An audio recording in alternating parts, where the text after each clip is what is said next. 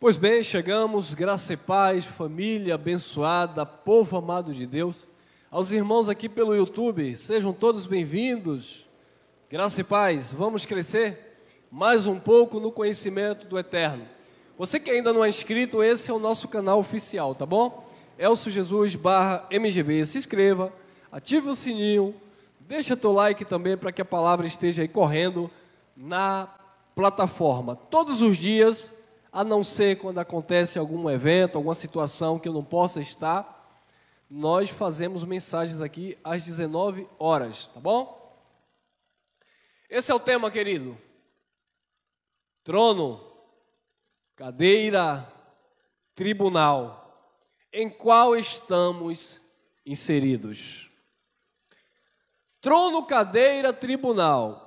Lembrando que essa questão aqui, trono, cadeira, tribunal, praticamente é a mesma coisa, tá? Só coloquei porque nós vamos ler alguns textos e dependendo da tradução vai ter cadeira no lugar de trono ou falando de tribunal, que também se refere a um trono onde há julgamento, mas dá no mesmo sentido, tá bom? Trono, cadeira, tribunal, em qual estamos inseridos, incluídos, enxertados. Em qual deles nós estamos? Por quê? Porque em qual deles, irmão? Porque nós vamos falar aqui de tronos. Nós vamos falar de tribunal, cadeira. Então nós precisamos entender em qual deles nós estamos. Em qual nós estamos posicionados, em qual nós estamos sendo edificados, para que haja uma edificação. Olha lá, Mateus capítulo 23, versículo 2. Olha o que Jesus de Nazaré disse. Eu vou pincelar algumas coisas aqui na minha fala, porque eu não coloquei muito texto, eu não quero passar hoje de 40 minutinhos, vamos marcar aqui. Então, eu vou pincelar algumas coisas aqui. Mateus capítulo 23, olha o que Jesus de Nazaré disse. Na cadeira de Moisés se assentaram os escribas e os fariseus. 24, aliás 3. Fazei e guardai, pois, tudo quanto eles vos disserem, porém, não os imiteis nas suas obras, porque dizem e não fazem. Na cadeira de Moisés, a primeira pergunta é para a gente já ir clareando aqui a mente. Que cadeira? Então observe que o que Jesus está falando aqui, abençoado, é uma força de expressão. Você precisa entender essas coisas na Bíblia para não entrar, em confusão. Moisés não tinha nenhuma cadeira para se assentar e ditar as regras. Ô irmão, mas Moisés não tinha lá um banco que os judeus chamam de...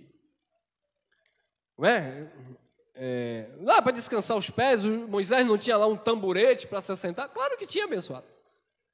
Irmão, Moisés não tinha talvez lá uma rede do templo dele lá para tirar um cochilo ou não? Claro que tinha, abençoado, mas não é disso que o texto está falando.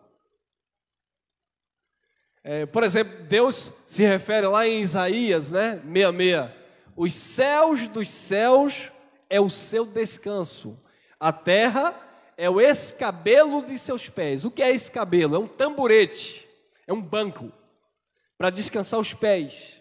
Então será que Moisés não tinha esse escabelo para descansar seus pés? Não era essa cadeira que Jesus estava falando? Não, abençoado. Mas Moisés não tinha lá um trono, não. A cadeira se refere a um trono, Moisés não tinha um trono, não, que ele se assentava e dizia assim, assado. Não nesse sentido literal da coisa. Moisés, ele estabelecia regras para o povo, ele recebia a orientação de Deus, transmitia para o povo, transmitia para o seu irmão Arão, e Arão transmitia para o povo. Moisés era usado como Deus, e Arão era o seu profeta, que transmitia a mensagem. Mas o que Jesus está falando aqui não é de uma cadeira no sentido literal, tá bom? Só para entender isso aqui. Moisés não colocava lá uma cadeira e sentava e... faça isso, faça aquilo, não era isso. O que Jesus está dizendo aqui, abençoado? Que cadeira aqui se refere a uma autoridade, alguém que tinha um poder para trazer juízo ou julgar. E o que era que Moisés era para os judeus? Um juiz, um príncipe, uma potestade, um próprio ou Deus. Lá em Êxodo capítulo 7, quando Deus envia Moisés para o Egito para libertar os seus irmãos, Moisés disse: eu não sei falar direito, envia outro aí. Aí Deus disse: você que vai. Quem fez a boca do homem não foi Deus? Aí você que vai. Ah, mas eu não sei falar direito, eu sou pesado de língua. Deus disse: olha, Arão vai ser boca, vai ser o profeta, e você me será por Deus. Deus colocou Moisés como Deus no Egito. Por isso que o apóstolo Paulo fala em 2 Coríntios, no capítulo 4, no versículo 4, Paulo diz: o Deus deste século cegou o entendimento dos incrédulos para que não resplandeça a glória do evangelho de Cristo Jesus, que é a imagem de Deus. E quem era o Deus com D minúsculo ali, que Paulo se referia? A lei de Moisés. Porque Moisés era visto aos olhos dos judeus como um Deus. Quando um jovem foi curado da sua cegueira e começou a testemunhar: Jesus me curou, Jesus me curou, chamaram os pais dele e disseram: olha, ele está dizendo, ele foi curado, realmente houve uma cura, houve um milagre. Aí os pais ficaram com medo de perder a posição na sinagoga, disseram: olha, ele já tem idade, vai lá e pergunte a ele quem foi que curou ele. Aí os fariseus chegaram para o jovem e disseram: quem te curou? O jovem disse: foi o Messias. E não diga isso que foi ele que te curou. Aí o jovem disse: e por que vocês estão preocupados? Deus não ouve a pecador, mas ele me curou. E eu estou aqui dando testemunho que fui curado da minha cegueira. Eu estou achando que vocês estão querendo seguir ele. E aí aquilo irritou os fariseus, e os fariseus disseram: não, nós somos seguidores de Moisés. Nós sabemos que Deus falou com Moisés, mas a esse aí não. Nós não conhecemos esse aí. Eles não receberam Jesus. Aí o jovem disse: nisso é que está a maravilha. Vocês dizem que seguem Moisés, vocês dizem que conhecem Moisés, mas foi esse aqui que vocês não conhecem, que vocês não recebem, foi que me curou. Chegaram para o próprio Jesus de novo, os fariseus chegaram para Jesus e disseram para Jesus que Jesus era um impostor, que Jesus não era filho de Deus, e que eles apenas esperavam em Moisés, ou seja, na lei. A cadeira de Moisés, a lei de Moisés era que funcionava, que dirigia aquele povo. João, capítulo 5, versículo 45, é só olhar aí. O que foi que Jesus disse, não foi o irmão Elcio? João 5, 45. Jesus disse: eu não vim julgar vocês, eu não condeno vocês, eu não acuso vocês de nada. Há um que acusa vocês. Quem? O diabo? O capeta? Satanás? Não, Jesus falou, é só olhar aí. João 5, 45. Há um que acusa vocês, Moisés, em quem vocês esperam. Porque quem acusava era Moisés. Porque Moisés, aqui abençoado, não é o personagem, o profeta que viveu lá no Egito. Moisés aqui é a lei que ainda estava em eminência, em funcionamento. Por isso que Paulo também fala em 2 Coríntios capítulo 3, versículo 7, 9, ele diz que a lei era um ministério de condenação e de morte. Porque a lei não tirava pecado, a lei dava força ao pecado. Mas Jesus, ele veio justamente, Mateus 5,17, para cumprir a lei e no seu sangue ele estabelecer a aliança eterna da sua graça. Amém? Então aqui ele estava na lei, e na lei ele estava dizendo: olha, na cadeira de Moisés, ou seja, se apossaram da lei, os escribas e os fariseus estão assentados na cadeira de Moisés, porque não era Moisés que estava ensinando mais, mas os escribas e os fariseus. Quem eram os escribas? Os intérpretes, aqueles que traduziam, aqueles que escreviam, os sábios, os nobres. Aí Paulo diz em 1 Coríntios, capítulo 1, lá nos versículos 18 em diante, que não são muitos sábios que são chamados do mundo, não são muitos os ricos, os nobres,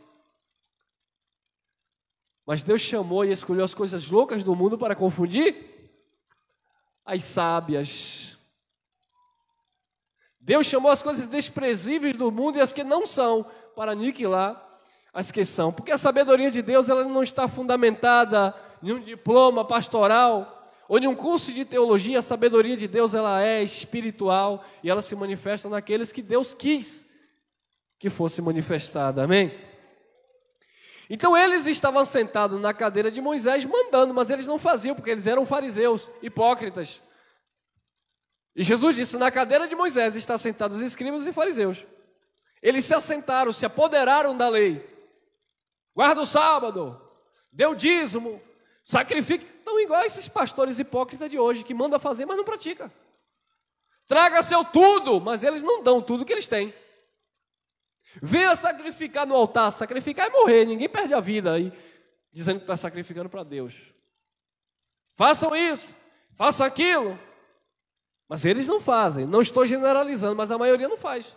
São fariseus hipócritas. Eles estão sentados na cadeira de Moisés. Ensinam a fazer sacrifício quando os mesmos não querem abrir mão e fazer um sacrifício. Ele ensina um membro a vender geladinho para dar dízimo. Mas quando o membro bate na porta dele precisando de um bujão de gás, ele não tira do dízimo que ele pede do membro para pagar o bujão de gás. São hipócritas, fariseus. Fazei e guardai, pois tudo quanto eles vos disserem, porque estava no cumprimento da lei. Porém, não imiteis nas suas obras, porque dizem, não fazem. Eles estavam na cadeira de Moisés, que não era uma cadeira no sentido literal, só para você pegar o fio da meada aqui. Vamos lá, Ezequiel capítulo 28, versículo 2, corta para mim. Filho do homem, Deus está falando com Ezequiel, lá na Babilônia. Ezequiel estava lá, cativo na Babilônia, às margens do rio Quebar. Filho do homem, diz ao príncipe da onde? Então Deus estava mandando Ezequiel falar com o príncipe de Tiro. Nós já temos uma mensagem aqui no canal, que nós ensinamos biblicamente sobre isso. O querubim guardador, quem era? Satanás, que os evangélicos dizem? Ou o rei, o príncipe chamado Eirão? Está lá, acompanha aí, está lá no canal. Então olha aí, filho do homem, diz ao príncipe de Tiro, assim diz o Senhor Deus, para quem? Para o príncipe de Tiro. Isso está dentro de um contexto, como eu falei, que lá no final você vai ver o querubim guardador, que andava sobre as pedras aforreadas, que quando andava, sons saía dele, que a religião diz que é Satanás que caiu do céu, que não tem nada a ver uma coisa com a outra. Filho do homem, diz ao príncipe de Tiro, assim diz o Senhor Deus, visto que se eleva o teu coração, e o coração aqui, ó, é a vaidade da mente. Príncipe de Tiro, o príncipe da Rússia agora elevou o seu coração. Vou acabar com tudo. Isso é um príncipe. Isso é uma potestade. É um principado, alguém que tem poder, alguém que manda, que governa. É basicamente isso que Deus estava falando aqui, o que nós estamos vendo acontecendo aí. Não era isso aqui. É só uma comparação que eu faço.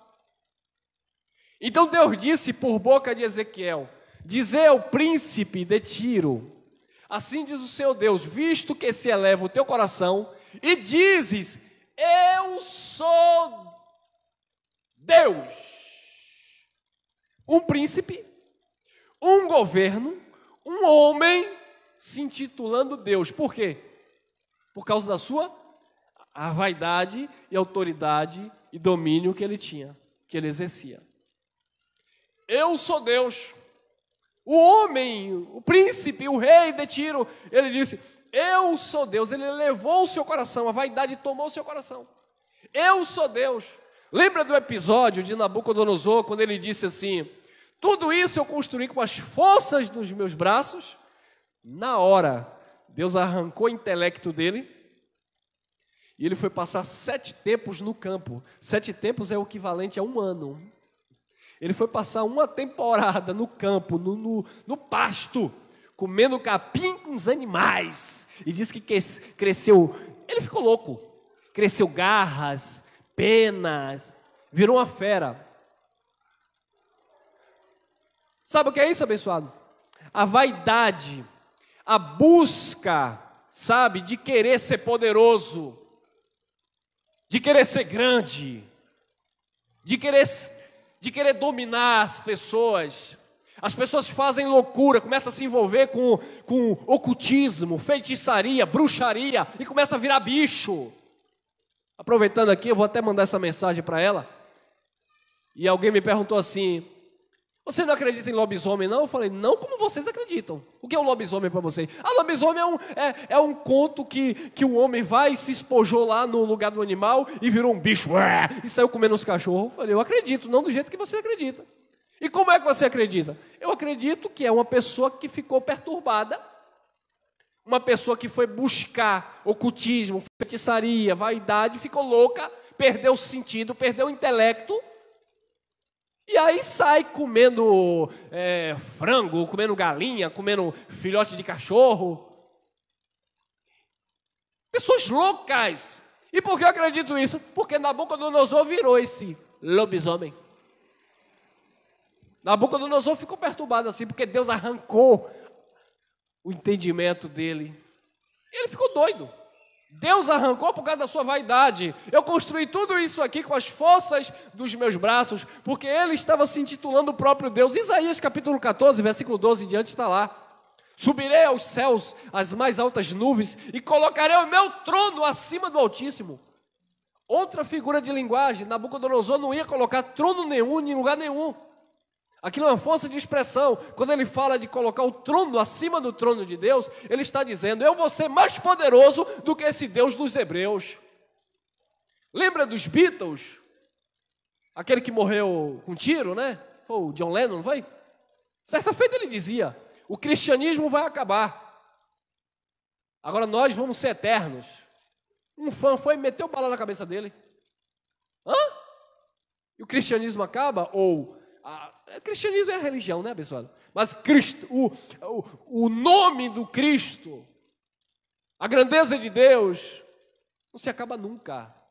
Mas o homem, ele entra em um orgulho, em uma prepotência, em uma vaidade, e ele se coloca como Deus. E Nabucodonosor foi lá para aquele pasto, comer capim. Eu fiz uma viagem agora recentemente, para o interior, sul da Bahia, e eu conheci uma moça, que na minha época, quando eu saí de lá, ela era uma pré-adolescente, talvez ela tivesse ali cerca de, eu não sei direito para não errar aqui, tá bom? Eu vou jogar aqui talvez uns 7 anos de idade, quando eu saí daquela localidade. E quando eu voltei hoje, recentemente, semana passada, aí uma tia minha falou para mim: sabe quem faleceu? Eu falei: quem? Lúcia. Eu falei: sério? Não era nem para falar o nome, acabei falando. Lúcia faleceu. Faleceu aquela menina? É, filha de fulano, Beltrano. Eu faleceu por quê? Como assim? Ou infarto, alguma coisa? Não, é bruxaria. Eu falei: bruxaria? Sério? O que foi que aconteceu? Porque ela foi para São Paulo e começou a se envolver com magia negra. Eu falei: sim, aí faleceu por quê?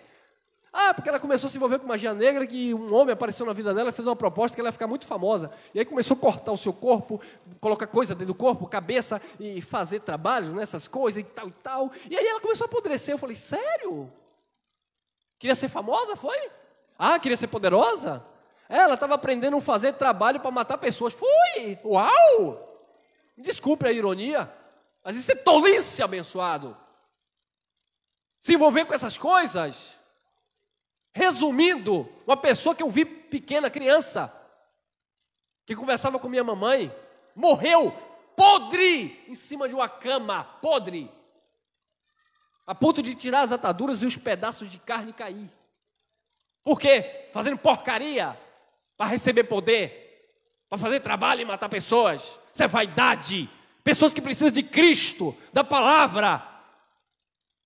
Aí tem gente que tem medo disso. Eu sinto pena dessas coisas. Foi o diabo que matou. Que diabo, abençoado? A pessoa se matou. Destruiu a sua própria vida.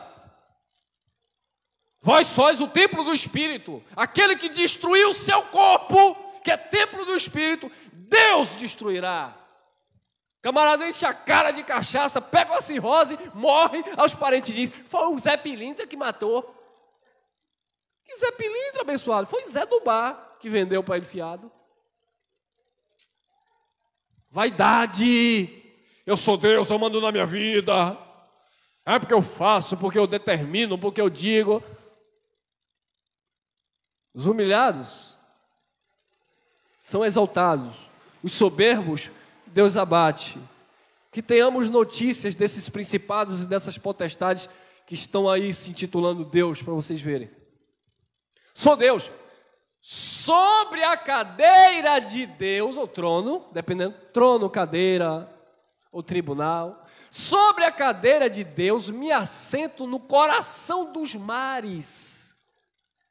E não passas de homem, e não és Deus, ainda que estimas o teu coração como se fora o coração de Deus. Como é simples entendermos isso aqui, mas a religião dificulta, irmão, por causa do véu. O irmão aqui era o diabo, que no céu chamava Lúcifer, quando caiu, virou o capeta, e aqui ele está falando isso. Nada disso, abençoado. É o príncipe de Tiro, que elevou o seu coração por causa da sua sabedoria, por causa da sua riqueza, se intitulou Deus, como Nabucodonosor em Isaías 14, e ele dizia, sobre a cadeira de Deus me assento no coração dos mares. Primeira coisa, mar tem coração? Hã? O oceano tem um coração? Então isso é uma força de expressão. Outra coisa, que cadeira de Deus? Deus tem uma cadeira? Tem sim, irmão. Isaías 66, ele se assenta nos céus e a terra é o escabelo dos seus pés. Ele está se referindo à sua grandeza e à sua autoridade em comparação ao ser humano que habita sobre a terra, que se acha dono de tudo e de todos. Ele disse também que ele vê as nações como gota d'águas no fundo de um balde. Falando da sua grandeza, ele diz também que ele vê os homens como exércitos de gafanhotos. Falando da sua hierarquia, da sua grandeza, do seu senhorio, do seu governo. É disso que Deus está falando. Não está falando de uma cadeira de sentar e descansar. Então o príncipe de Tiro, ele disse que ia se assentar na cadeira de Deus. O que é se assentar na cadeira de Deus? É ele estar se igualando ao Deus Criador dos céus e da terra. Eu comando, eu governo, eu mando. O principado da Coreia do Norte, aquele príncipe lá da Coreia do Norte, se alguém confessar alguma divindade, ou é preso ou ele manda matar. Pegaram um americano, certa feita, que estava lendo a Bíblia no hotel. Se eu não me engano, foi condenado à prisão. Porque pegaram lendo a Bíblia no hotel. Porque para aquele povo lá, debaixo daquele ditadorismo, ele é que é Deus. Ele sustenta, ele mantém todo mundo aos seus caprichos. Você não pode pensar além daquilo que ele quer que você pense. A mulher não pode ir ali se não for determinado por ele. O homem não pode fazer aquilo se não for determinado por ele. É um decreto. Todos os jovens na faculdade, se não me falha a memória, têm que cortar o cabelo exatamente como ele. Isso é o quê? Um principado, uma potestade. Alguém que se coloca como Deus, que tem estátua e que é adorado naquele lugar. Assim queria esse príncipe de Tiro se assentar na cadeira de Deus, se intitular o próprio Deus para ser ovacionado, ser adorado. Sobre a cadeira de Deus me assento no coração dos mares, ou no meio dos mares. É outra questão que nós falamos na mensagem sobre o querubim guardador. Se assentar no coração dos mares, abençoado, é que esse homem era tão poderoso que ele governava as vias marítimas. Ele tinha embarcações, e lá nessa mensagem que nós falamos o tipo de madeira que ele usava para fazer as embarcações, a quantidade de capitão ou capitães que eles tinham, seu exército era tremendo, o seu poderio de guerra por meio dos mares. É por isso que ele disse que se assentaria no coração dos mares. Ah, interessante. E foi exatamente lá onde ele tinha mais poder, onde ele governava, onde ele fazia as suas cruzadas. Foi lá que Deus disse que ia bater ele. Ou seja, ele se intitulando, se achando, e Deus disse: você vai ser transpassado no meio dos mares, e todos vão ver você sendo sucumbido, destruído a cinzas. E aqueles que te viram, te dirão: não é esse o homem que se dizia ser Deus? Mas veja, ele é como um de nós. Sobre a cadeira de Deus me assento no coração dos mares, e não passas de homens, e não és Deus, ainda que estimas no teu coração, ou na tua mente, como se fora o coração de Deus. Eu sou Deus, eu governo. Deus disse: não, você é um homem, e você vai morrer. Deus trouxe justiça e juízo para aquele cidadão. Queridos, você não está julgando sobre aquele que se assentou sobre os mares. Ou seja, você não está sendo edificado por um homem que governa. Você não é conduzido por um pastor que abriu uma igreja evangélica e disse: aqui é assim, mulher aqui não faz as axilas, mulher aqui não pode vestir calça. Isso é governo de homem, é cadeira de homem, é manipulação religiosa. Você não está sendo edificado por homens que sobre a cadeira de Deus se assentam e diz: aqui é casa do Senhor, aqui Deus fala, aqui Deus revela. Isso é homem abençoado, isso é manipulação religiosa. Você não está sendo governado por quem se assenta na cadeira de Deus, pega uma Bíblia e diz assim: traga o dízimo à casa do Senhor. O trono que te governa não é trono de homem. A cadeira que te governa não é a cadeira que tem um homem se assentando ou assentado, se dizendo ser Deus, ou aquele que te cobre espiritualmente. Porque tem filhos de Deus que não podem viajar porque o pastor diz: eu não vou dar bênção. Não pode sair de uma denominação para ir para outra, porque aquele que está sentado na cadeira de Deus, se dizendo ser homem de Deus, pastor de Deus, profeta de Deus, ele diz: eu não vou liberar carta. Isso não é governo de Cristo, é governo de homem sobre a sua vida.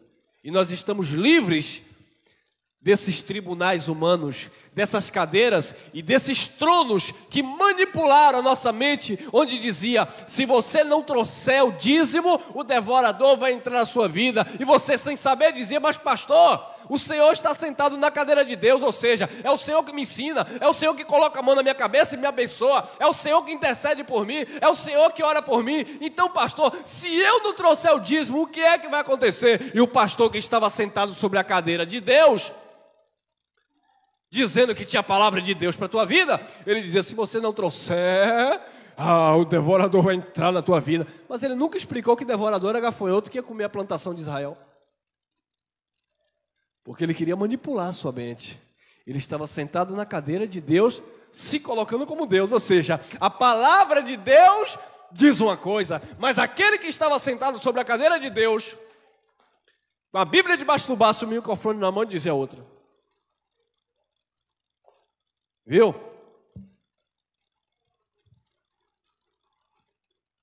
Tu não és Deus, tu és homem. Porque eu sou profeta, que Deus me revela o oculto. Deus não está te revelando nada.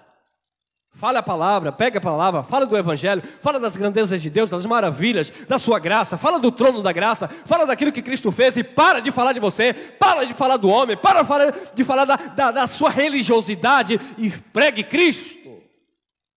Porque nós não estamos submetidos a alguém que está sentado na cadeira de Deus, se dizendo, só falta se dizer Deus. Teve um engraçadinho aí, recentemente, que está por aqui com as nossas mensagens, com a mensagem da graça. Está na carne. Eu sou sacerdote, a minha família é sacerdotal, porque o meu avô foi pastor, porque o meu pai foi pastor, porque o meu filho é pastor. Nós somos uma família sacerdotal. Claro, estou assentado na cadeira de Deus. Fundaram uma igreja evangélica, colocaram o nome lá não sei o que de Deus e diz que é seu sacerdote. As pessoas que estão lá não podem pensar, não podem viajar, não podem comer, não podem falar, a não ser aquilo que eles determinam. E aí quando eles veem uma mensagem como essa, que Deus não habita em templo, que o teu pastor não sou eu, é o próprio Espírito que ministra na tua vida, eles ficam furiosos conosco, porque eles estão perdendo o quê? A cadeira de Deus, o domínio. E isso está ameaçando os cofres. E eles querem dizer, eles estimam no seu coração ser igual a Deus. Eu sou boca de Deus na terra. Eu sou um profeta que Deus me levantou nessa geração. Sério.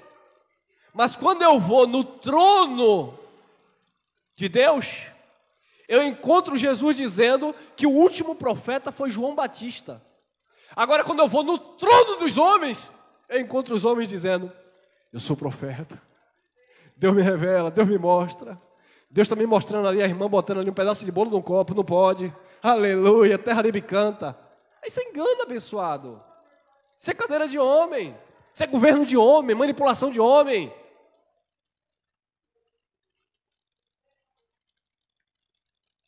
Tu não é Deus, tu és homem. Ou você que cuida, que ministra para vidas, o povo não lhe pertence, entenda isso. Porque, queridos, eles têm lá, eles têm lá nas suas gavetas, não é gaveta não, gaveta é coisa para congregação de bairro, pequenininha, com 5 pessoas. Hoje é tudo, eles têm empresa, eles têm escritório, lá nos seus escritórios, nas suas empresas evangélicas, tem lá a relação de quem dá dízimo, quantos anos você tem, qual foi o pastor que te batizou nas águas, qual o valor do seu dízimo, quantas campanhas anuais você participa, está tudo lá, sua vida está lá, seu CPF, qual o seu último emprego, está tudo lá, quanto você recebe de pensão, está tudo lá, eles tomam conta da vida das pessoas, porque eles se colocam como Deus. É isso que eles fazem, pessoal. Eles se colocam como Deus. Vai casar? Eu vou orar para ver se Deus confirma. Querido, a vida é tua, não é dele. Vai comprar um carro? Compre dessa cor ou dessa cor. Vai trabalhar na empresa? Pergunta se o patrão é crente. Se não for, nem vai. Eles querem ser Deus. Mas você está livre das cadeiras, dos tronos e dos tribunais humanos. Paulo disse, não sou julgado por nenhum tribunal humano. Paulo disse, eu não sou julgado por tribunal humano.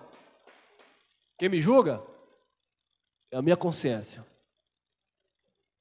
Aí João disse, se o teu coração, consciência, te condena, maior é Deus.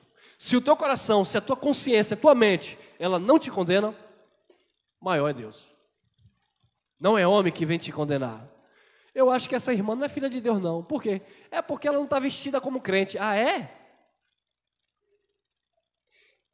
Aquele não é filho de Deus, não. Por quê? É porque ele está vestido um bermudão.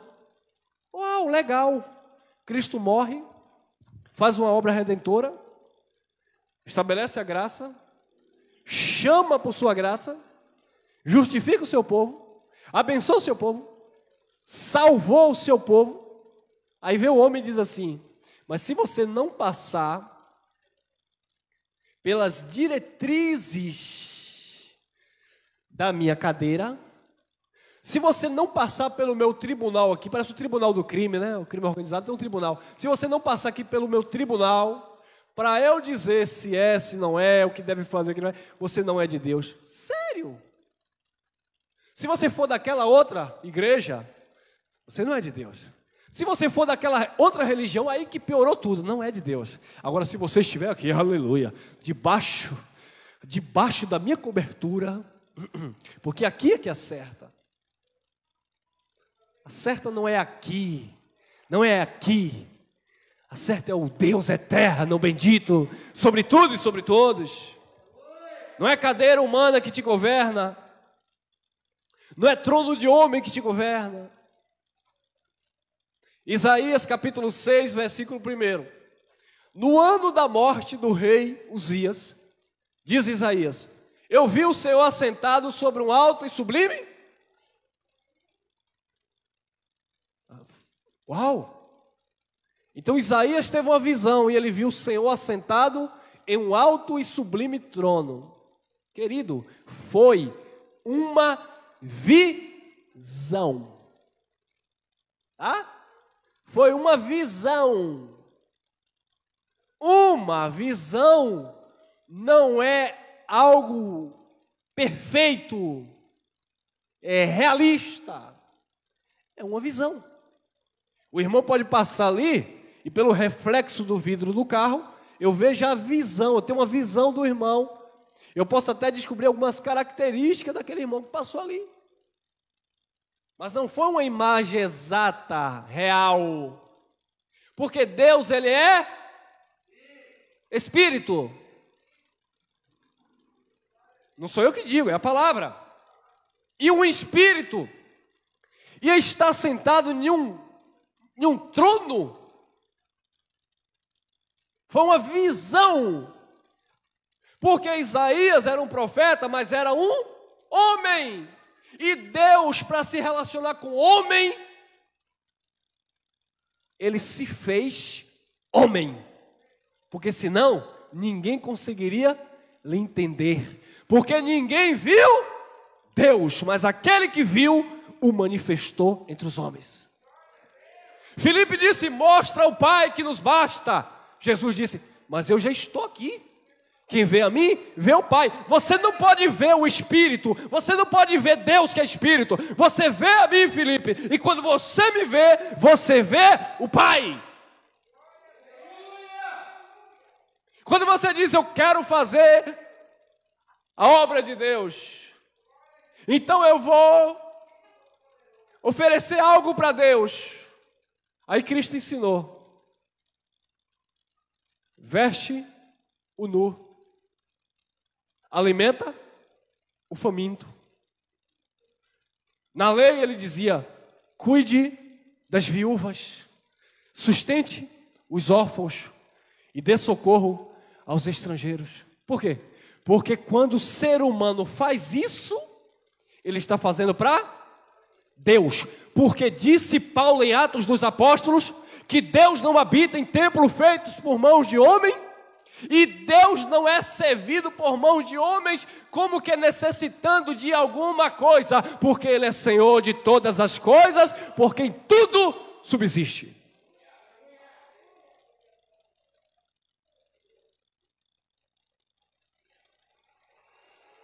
Então Deus se manifestou na humanidade, e é por isso que o corpo de Cristo, a igreja, os filhos de Deus que habitam sobre a terra, é esse povo que manifesta a glória de Deus, quando manifesta o amor, quando manifesta a verdade, quando manifesta a justiça, quando manifesta a generosidade, a caridade, a bondade. Os frutos do Espírito se manifestam através da tua vida, e é nisso aí que você está agradando a Deus, e não mandando pix para o céu, porque lá não tem pix. Indo no monte sacrificar, ou como outras religiões, cortando o seu corpo, como eu dei exemplo, se furando, se destruindo. No ano da morte do rei Uzias, eu vi o Senhor assentado sobre um alto e sublime trono, e as abas de suas vestes enchiam o templo. Então, Isaías, ele viu o Senhor assentado sobre um alto e sublime trono, mas ao mesmo tempo, ele está dizendo que as abas das suas vestes enchiam o templo. E o templo estava no céu ou na terra? Na terra. E por que Isaías viu no alto e sublime trono?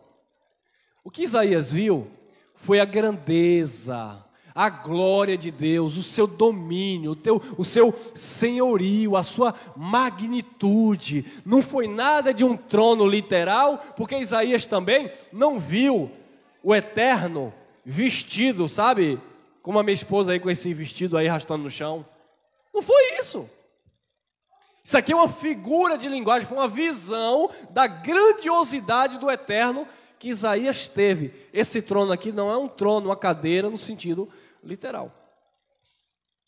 Tem mais. Agora aqui segura, viu? Aperta aí os cintos. 2 Tessalonicenses 2:3. Olha lá. Ninguém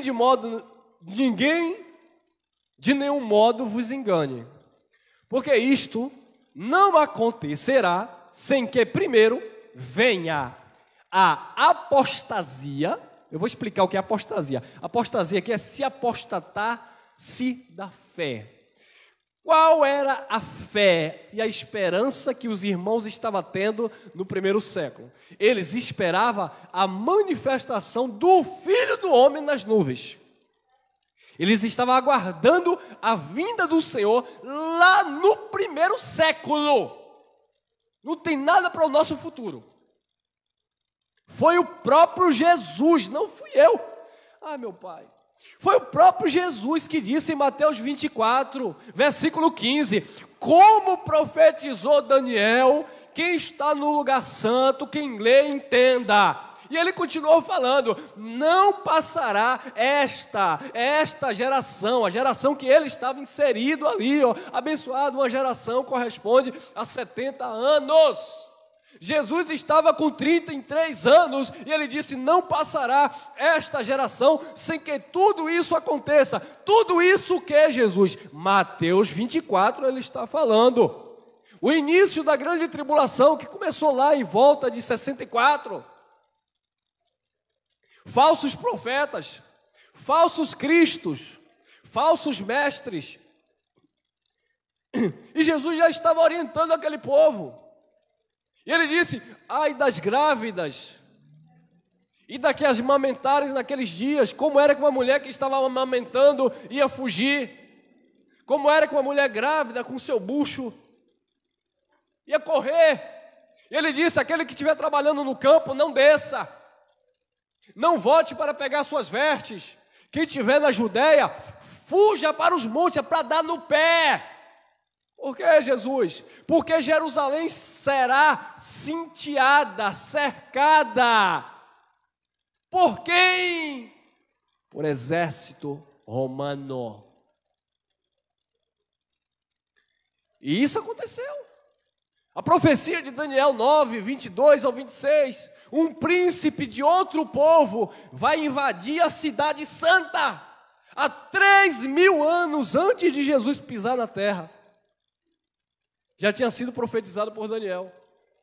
O príncipe de outro povo vai invadir a cidade santa, vai queimar o santuário. E quando foi que o santuário foi queimado? Não, irmão, o santuário vai ser queimado em 2028. Não, o santuário foi queimado lá em 70, no ano 70 da era cristã. Pronto, se cumpriu a profecia. Então, quem era esse príncipe? Quem era que invadir? Quem era que destruir? Paulo já alertava isso lá em volta do ano 50, 55. Paulo já dizia, ninguém de modo nenhum vos engane, porque isto não acontecerá sem que primeiro venha a apostasia. Muitos filhos de Deus se apostataram, perderam a esperança. E seja revelado o homem da iniquidade, o homem da iniquidade, o filho da perdição. Então o filho da perdição iria se manifestar lá no primeiro século. Historicamente falando, quando você vai estudar a história, o contexto, quem passou a governar, quem mais matou cristão naquela época foi o imperador romano Nero. Aí quando o crente hoje ele lê a besta de Apocalipse e o número 666, ele diz que é o capeta que vai vir. Que é isso? O número 666, que na verdade não é 66, é 616. A tradução vai errada. Ou 66 como nós conhecemos. Era o nome de César Nero. O nome numérico de César Nero. Então esse filho da perdição iria se manifestar.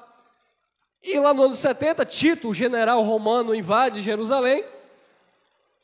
Mas o filho da perdição era o Nero, que mais matou cristão, que mais destruiu vidas, jogava para ser devorado pelos leões.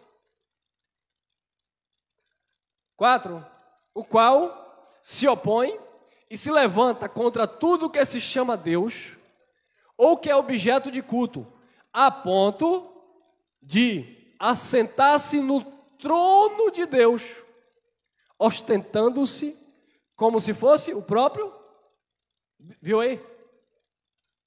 Abençoados, isso aqui é para você entender que quando o religioso ele lê isso aqui, ele diz que isso aqui é o anticristo que vai se manifestar ainda.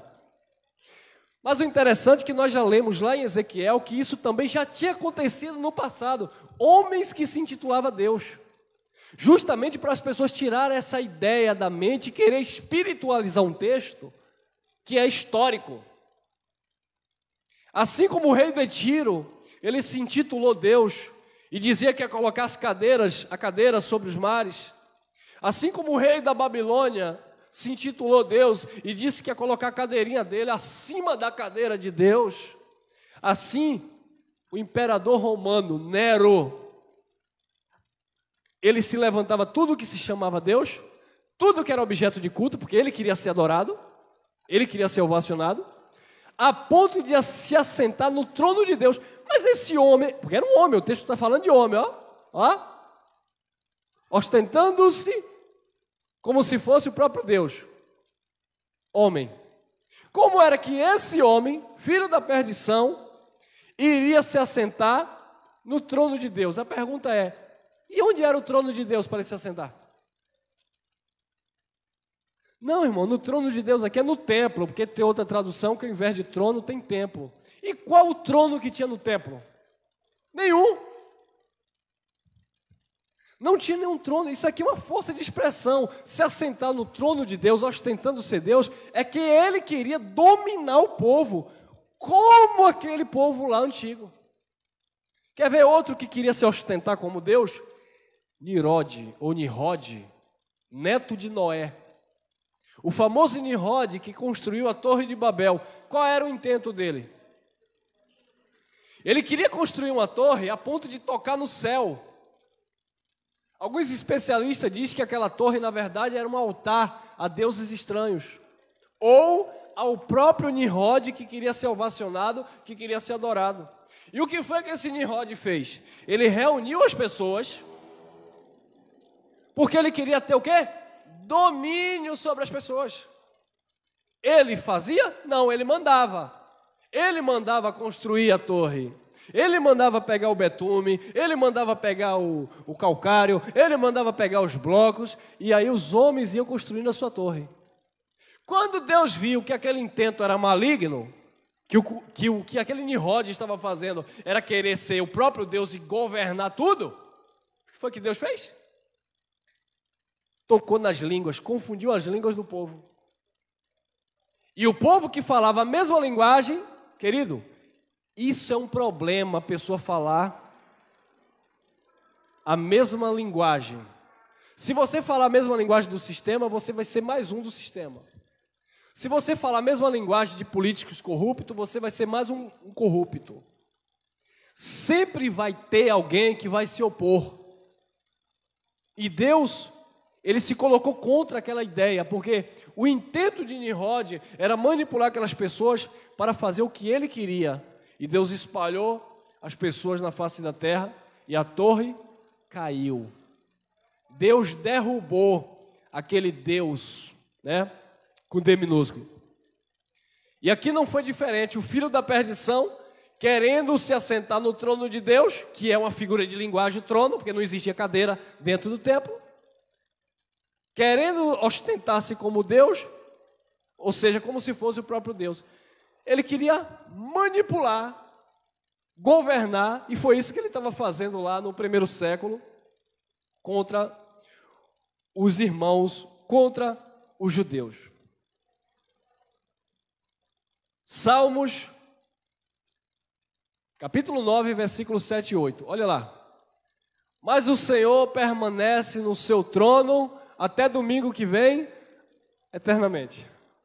O Senhor permanece no seu trono eternamente. Mais uma vez, corta para mim. O que é Deus permanecer no seu trono eternamente? Quem sabe responde, quem não sabe vai para o final da fila. O que é Deus permanecer no seu trono eternamente? É Deus nunca perder o controle de nada. Ele sempre será Deus, porque o seu trono permanece pelos séculos dos séculos. O Senhor permanece no seu trono eternamente. Então você pode se imaginar, se a gente for para o sentido literal, você pode imaginar Deus Você pode imaginar Deus sentado em uma cadeira eternamente? Não tem como. Você pode imaginar os escribas e os fariseus sentados na cadeira de Moisés? Não tem como, ninguém está lá sentado em uma cadeira. Você pode imaginar o filho da perdição, o homem da iniquidade, sentado no templo de Deus como se fosse Deus? Não, não tem como. Ele não estava lá sentado. É uma expressão de domínio, de poder, de governo, manipulação. Por isso que Paulo disse, a nossa luta não é contra a carne, nem contra o sangue, não é contra a pessoa, não é no físico, não é no braço. A nossa luta é contra os principados, potestades, é contra esses governos, contra esta hierarquia maligna que governa o povo.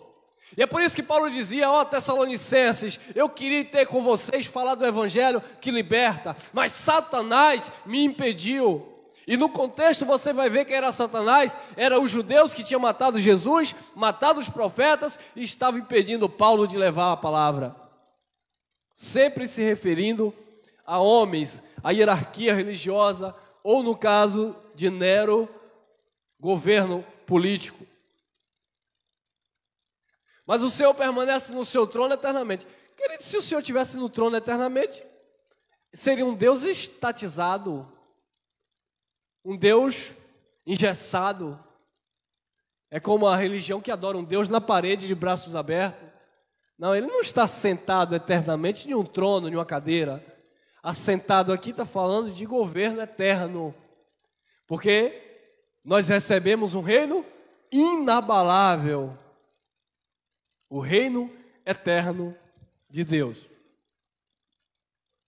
Mas o Senhor permanece no seu trono eternamente. Trono que erigiu para julgar. Ele mesmo julga o mundo com justiça. Administra os povos com retidão. Ele sempre fez isso na história. Ele sempre julgou o povo. Ele julgou o Egito antigo, destruindo aquele povo que mantinha cativeiro os judeus. Ele julgou a Babilônia. Ele julgou Edom. Ele julgava os povos e no ano 70 ele julgou Israel, o seu próprio povo. Ah, mas Deus não foi reto, não foi justo. Ah, é? Julga o mundo com justiça, administra os povos com retidão. É do jeito dele, não é do nosso jeito. Ah, mas eu não posso acreditar que Deus permite isso. Por que que Deus deixou isso acontecer? Aí disse Paulo, quem és tu, ó homem, para que a Deus replique? Questione Deus.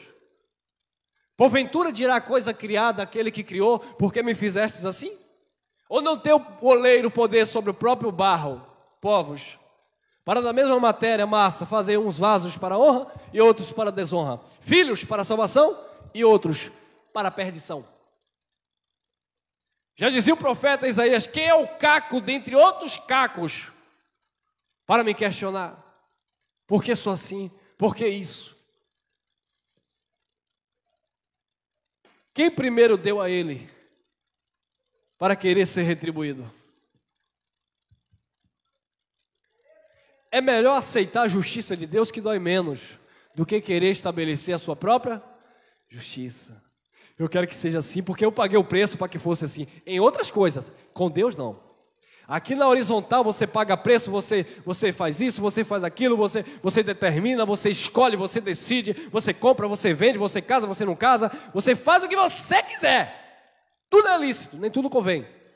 Agora no que tange aqui, meu irmão, ó. Meu irmão, ó. Mas o Senhor permanece no seu trono eternamente. Ninguém manipula a mente de Deus, ninguém barganha com Deus, ninguém compra Deus. Eu vou chamar Deus a atenção nesta manhã, porque eu vou clamar, eu vou dar uma oferta, eu vou sacrificar. Você pode queimar o teu corpo, como disse Paulo. Pode vender as suas riquezas e dar aos pobres, como disse Paulo. Pode falar a língua dos anjos e dos homens, como disse Paulo. Se não houver amor, se não houver graça, se não houver submissão ao trono do eterno, nada seria. Nada.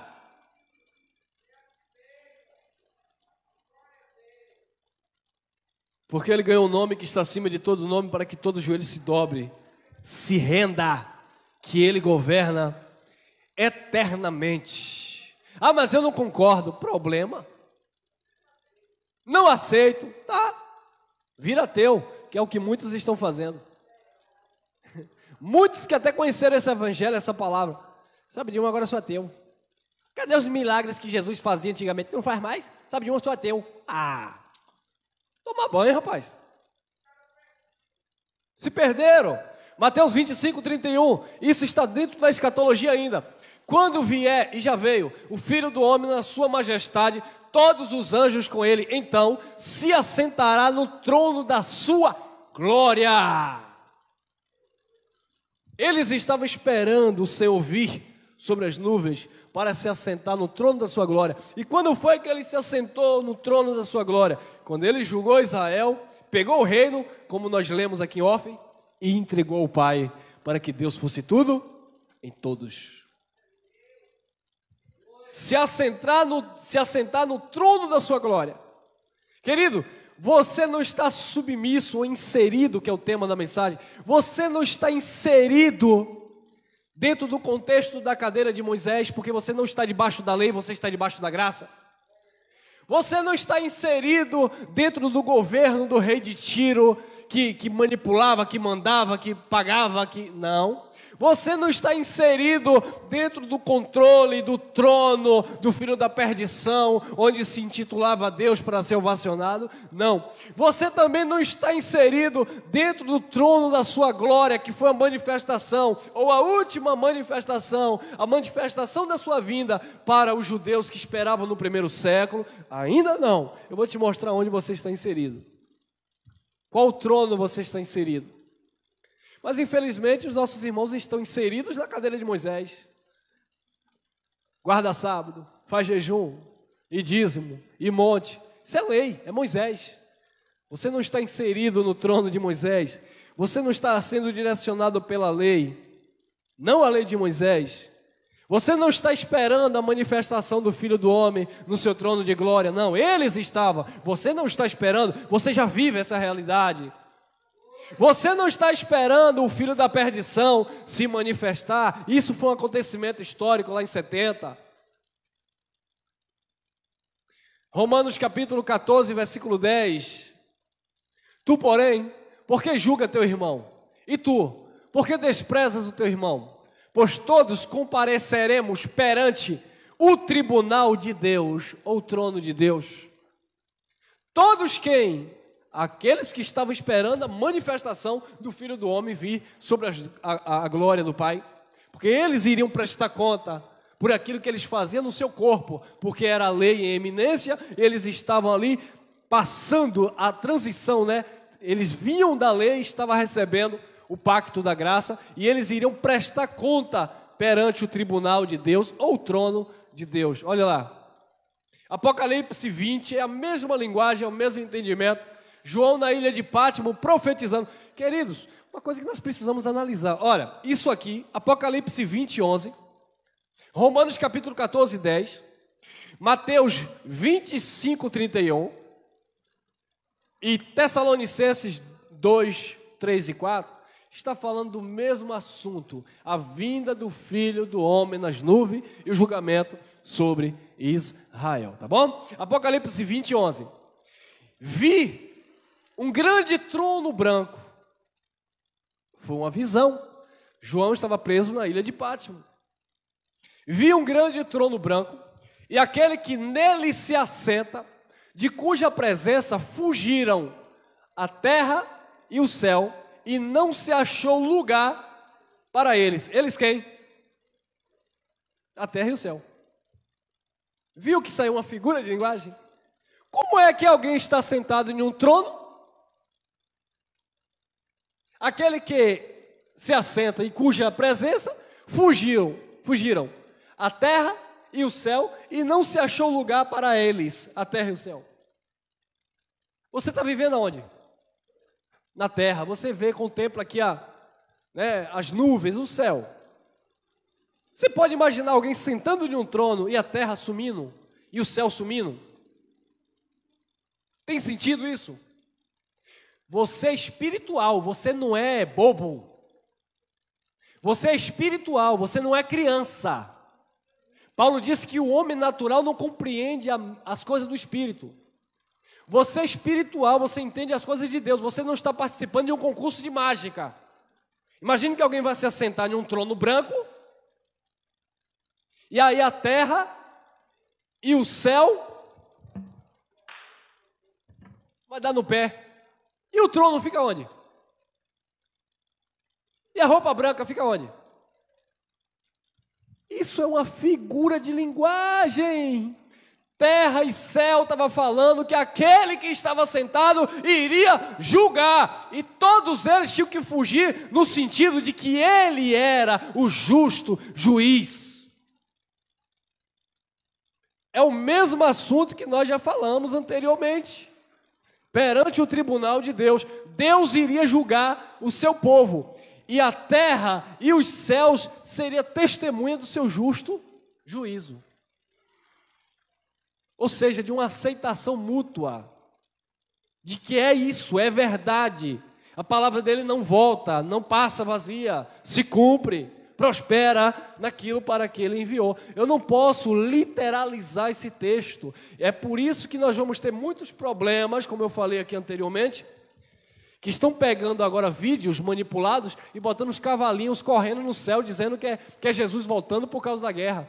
Teve a primeira guerra, disseram que Jesus ia voltar. Teve a segunda, disseram que Jesus ia voltar. Vê aí essa panda aí, diz que Jesus ia voltar.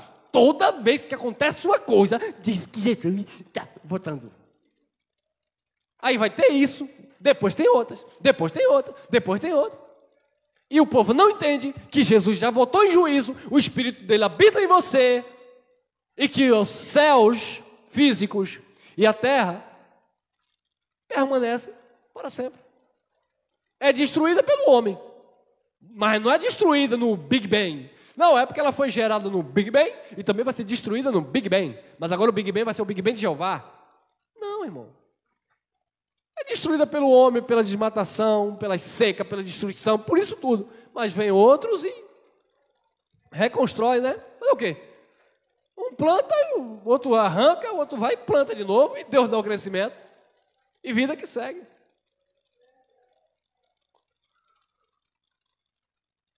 Segunda Coríntios 5:10. Porque importa que todos nós compareçamos perante o tribunal, ou trono, ou cadeira de Cristo, para que cada um receba segundo o bem ou mal que tiver feito por meio do corpo, o galardão que eles esperavam no primeiro século. Porque é necessário que aquele que se aproxima de Deus creia que Ele existe e que Ele é galardoador daqueles que o buscam. Quem estava ali buscando, se envolvendo, receber o galardão em vida, no corpo. Isso não tem nada a ver com você. Você não está inserido nesse contexto, porque aqui era por meio da prática do corpo.